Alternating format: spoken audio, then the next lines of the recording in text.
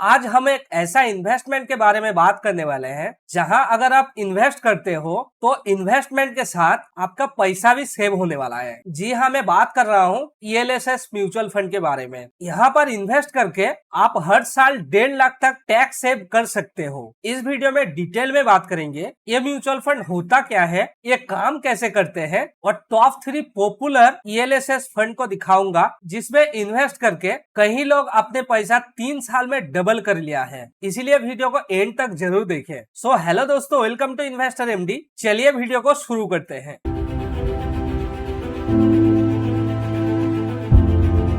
आज तबीयत मेरा थोड़ा खराब है, इसीलिए वॉइस क्लियर नहीं आएगा। फिर भी मैं आपके लिए वीडियो बना रहा हूँ, तो प्लीज वीडियो को स्किप मत करना। सबसे पहले समझते हैं ELSS म्यूचुअल फंड होता क्या है। टैक्स सेविंग के लिए जो सबसे पॉपुलर ऑप्शन है वो है ELSS म्यूचुअल फंड। ELSS मतलब होता है इक्विटी लिंक सेविंग्स स्कीम। ये एक ऐसा म्यूचुअल फंड है जिसमें आप अपने पैसा इन्वेस्ट करके इनकम टैक्स के सेक्शन 80C के अंदर 1.5 लाख तक टैक्स बचा सकते हैं। इस फंड का लॉक इन पीरियड 3 साल होता है, जो सबसे कम है बाकी टैक्स सेविंग ऑप्शन के मुकाबले में, जैसे कि PPF और NPS। अब बात करते हैं ELSS म्यूचुअल फंड काम कैसे करते हैं। ELSS एक इक्विटी बेस्ड म्यूचुअल फंड होता है। इसका मतलब है कि आपका ज्यादातर पैसा शेयर मार्केट में इन्वेस्ट किया जाता है। अगर आप स्टॉक मार्केट में डायरेक्टली इन्वेस्ट करते हो तो उसमें रिस्क ज्यादा होता है, लेकिन ELSS में आप प्रोफेशनली मैनेज्ड फंड में इन्वेस्ट करते हो जिसमें डाइवर्सिफिकेशन होता है, यानी रिस्क कम हो जाता है। इसमें आप SIP के जरिए से छोटी छोटी राशि हर महीने इन्वेस्ट कर सकते हो या एक बार में भी लमसम इन्वेस्ट कर सकते हो। ELSS की फायदे। अब बात करते हैं ELSS म्यूचुअल फंड में इन्वेस्ट करके आपको क्या क्या फायदा मिलने वाला है।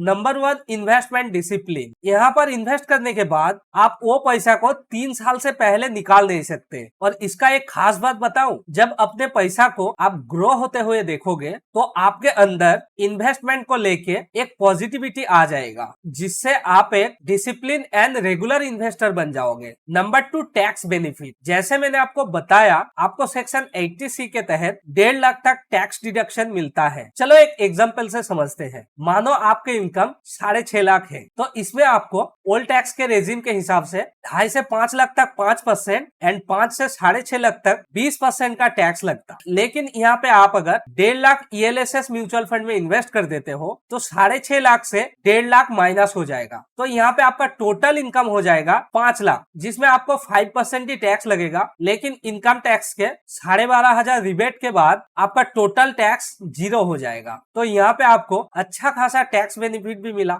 Number 3, wealth creation. आप सिर्फ टैक्स ही नहीं बचा रहे हैं, बल्कि स्टॉक मार्केट के रिटर्न के फायदे उठाकर अपना पैसा भी बढ़ा रहे हैं। ELSS का लॉन्ग टर्म रिटर्न यूजुअली 15 से 20% तक होता है। Number 4, short term lock in period. यहाँ पे सिर्फ 3 साल का लॉक इन पीरियड होता है, जो कि बाकी टैक्स सेविंग स्कीम से काफी कम है। अब समझते हैं ELSS में इन्वेस्ट कैसे करें। आप ELSS में इन्वेस्टमेंट 2 तरीके से कर सकते हो। नंबर 1, SIP यानी सिस्टमेटिक इन्वेस्टमेंट प्लान। आप यहाँ पे हर महीने थोड़ी थोड़ी राशि इन्वेस्ट कर सकते हो, जिससे मार्केट का अप्स एंड डाउन्स का असर भी कम होता है। Number 2, lump sum investment. अगर आपके पास एक साथ बड़ी राशि है तो आप इसमें लमसम इन्वेस्टमेंट भी कर सकते हो। Top 3 ELSS mutual fund. अभी मैं आपको टॉप 3 ELSS म्यूचुअल फंड दिखाऊंगा जो सिर्फ रिटर्न ही अच्छा नहीं दे रहा है, बल्कि वो फंड अपने रिस्क को मेंटेन करके अच्छे से ग्रो भी कर रहा है। तो चलिए देखते हैं। यहाँ पर मैंने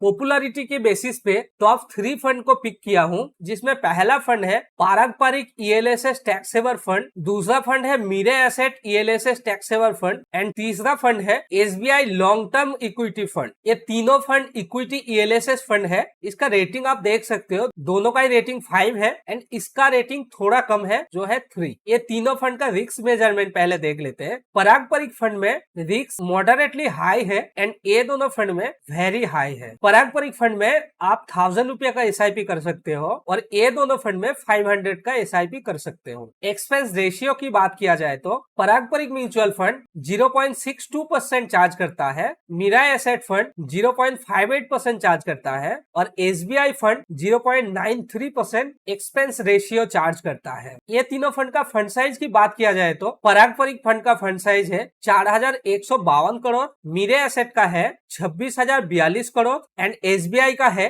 28,000 करोड़। मतलब ये फंड में लोग बहुत ज्यादा इन्वेस्ट करते हैं। एक साल का रिटर्न देखा जाए तो इसमें 35%, इसमें 35.5%, ये फंड में 52.2%। 3 साल का रिटर्न भी इसमें 19, इसमें 16 एंड इसमें 26% एंड 5 साल का रिटर्न देख सकते हो। पारंपरिक फंड ने 26.3% रिटर्न दिया है, मिराई एसेट में 24.6% रिटर्न दिया है एंड SBI ने 28.1% रिटर्न दिया है। देखो 5 साल का मैं ये मिनिमम रिटर्न भी पिक कर लूं तो आप अगर इस फंड में अपने टैक्स को सेव करने के लिए सिर्फ अगर 1.5 लाख डाला होता और उसमें 24.6% रिटर्न दिया होता तो 3 साल में आपका पैसा करीबन डबल के आसपास हो जाता। तो ये फंड रिटर्न और टैक्स सेविंग के मामले में सच में काफी अच्छा है। टॉप होल्डिंग्स की बात करें तो पारंपरिक ELSS fund Bajaj holdings, HDFC and coal India में सबसे ज्यादा पैसा इन्वेस्ट किया है। Mirae asset tax saver fund ने